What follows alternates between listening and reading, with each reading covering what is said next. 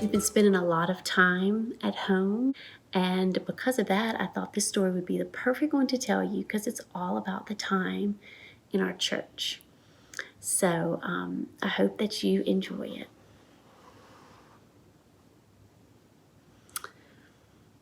Time, time, time. There's so many different types of time. There's a time to wake up in the morning, and there's a time to go to bed. There's a time to go to school, and there's a time to stay home from school. But I wonder what time looks like. Some people say time is in a line. I wonder what it would look like for time to be in a line. Oh, wow, it's time in a line. This must be the beginning of time right here. It's getting longer and longer. This beginning is the new part of time, but it's not so new anymore. It looks like it's getting a little bit older. Looks like time is going and going and going. I wonder if there's an end to time. This part that's back here that was kind of the end part of time looks like it's the newer part. Wow. The beginning is kind of like an end now, and the end of time kind of is more like the newer part of time. Do you know what the church did? The church took both of these pieces and tied them together. The church wanted us to remember that for every beginning, there's an ending, and for every ending, there is a beginning.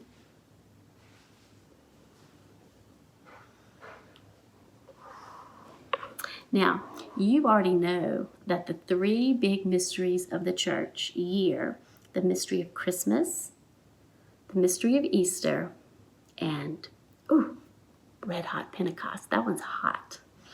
So we're going to take these out and we're going to look at the circle of the church year and all the times that we have. So here they are. There's the mystery of Christmas. Here's the mystery of Easter. And here's, Pentecost. That one is always hot when I touch it. Okay. We might walk right up to these three mysteries in the church and not even know they were there if we didn't get ourselves ready for them. So the church gives us special time to get ourselves ready to come close to these three great mysteries. The time to get ready to come close to the mystery of Christmas is called Advent. And we have 4 weeks that help us get ready for the mystery of Christmas called Advent. And then these weeks leading up to Easter is called Lent. And there's actually 6 weeks that help us get ready for the mystery of Easter. Looks to me like we need longer to get ready for the mystery of Easter than we do for the mystery of Christmas.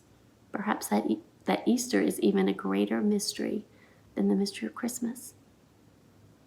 There's so much joy in Easter that we can't keep all of it in one day of Easter Sunday.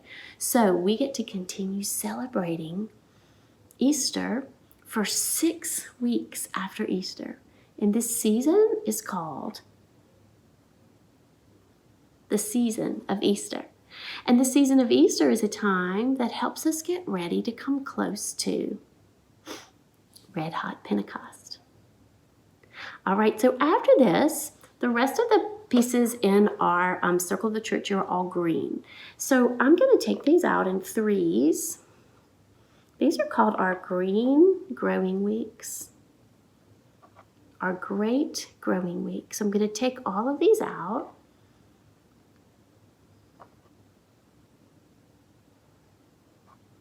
And then we're going to rebuild this clock and put them all back in place so we can see exactly how they fit.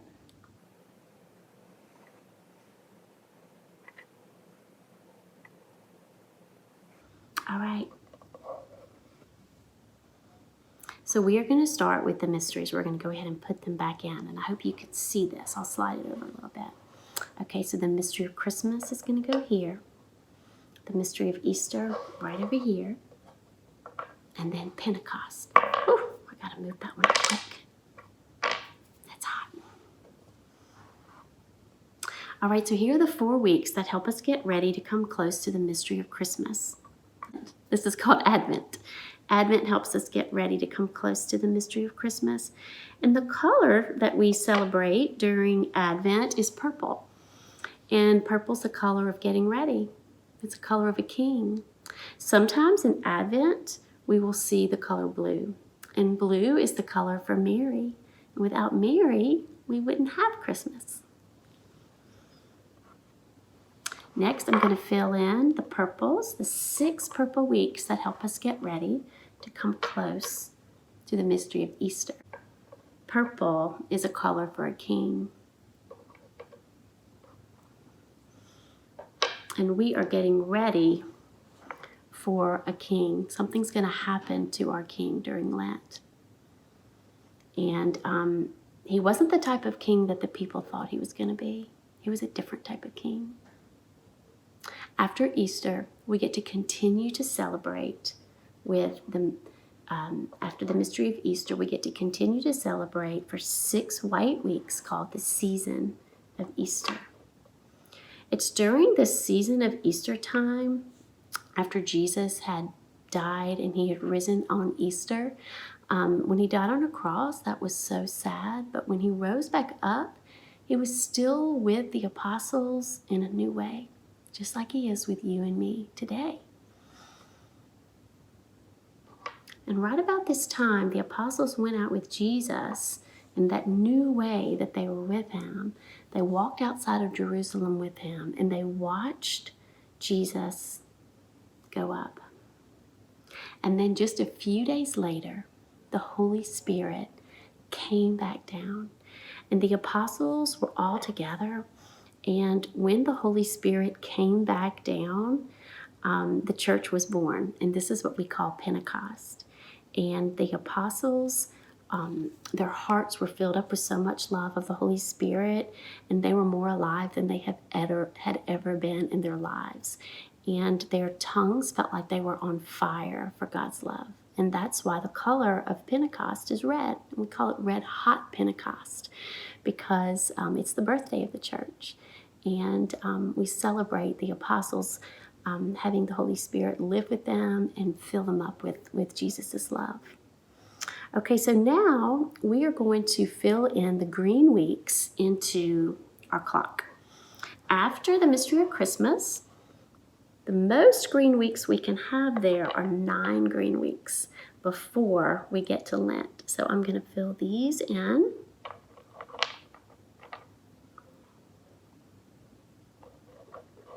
All right. And then we go through, we have Lent, we have the mystery of Easter, we have the 6 white weeks of the Easter season, and we have red hot Pentecost. There's a season after Pentecost when we're going to put these green growing weeks in. That's actually called the season after Pentecost.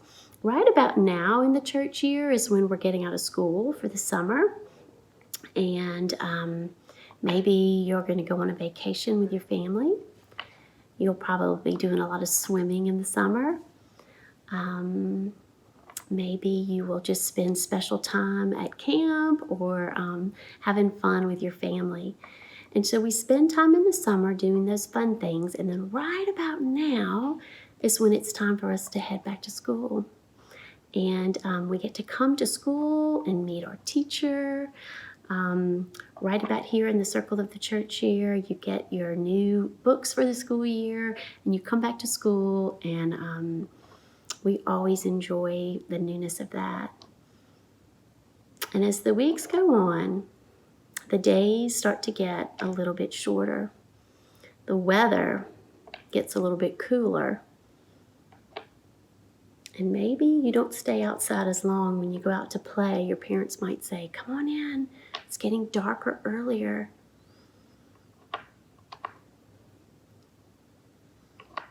And just when it seems like the light is about to go out, a new year begins in the church. And what seemed like an ending is really just a beginning. And so this is when the church year starts over with Advent. And we celebrate during Advent, getting ourselves ready to come close to the mystery of Christmas. We have these 9 green growing weeks after Christmas, and then we get our hearts ready during Lent to come close to the mystery of Christmas. We get to celebrate Easter. We get to celebrate Easter for 6 weeks after Easter, called the season of Easter, and then it brings us to Red Hot Pentecost. And so then these green growing weeks continue, and what seems like an ending is really just a beginning. And so this story is one of my favorites. It really helps tell the story, the liturgical seasons of the church. And all of you know this already because we talk about this every week when you come in and look at our church calendar. So I thought it would really be a meaningful story for us to hear right now as we're spending time at home. We can be praying for each other, and I'm praying for all of you to stay well and healthy and for all of your families. So I hope to see you real soon, and I hope that you have a great day and a great week. All right, see you later.